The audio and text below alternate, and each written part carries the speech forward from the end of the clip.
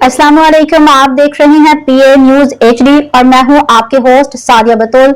शामिल करते हैं आज की अहम खबरें। गुजरांवाला से खबर शामिल करते हैं। नुमाइंदा खसूसी अली अहमद अराइन से वज़ीर आला पंजाब मरियम नवाज के बयान।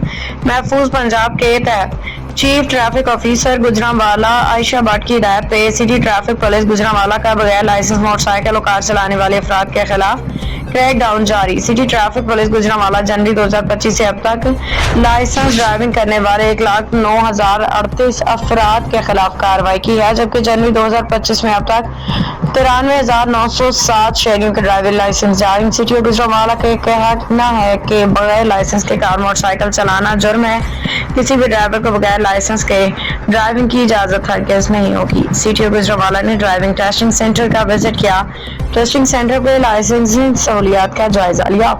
सिटी और गुजरांवाला ने ट्रैफिक स्टाफ को हिदायत की कि टेस्ट के लिए आने वाले शहरियों से खुश इखलाकी से पेश आएं और टेस्ट से कबल तमाम उम्मीदवारों को टेस्ट के मुतालिका तमाम हिदायत के बारे में अच्छी तरह आगाह करें ताकि दौरानी टेस्ट उनके लिए आसानी हो। इस मौका पर सिटी और गुजरांवाला का कहना था कि शहरी अपना लाइसेंस लाजमी बनवाएं। शहरियों की सहूलत के लिए लाइसेंस ब्रांच 24 घंटे काम कर रही है।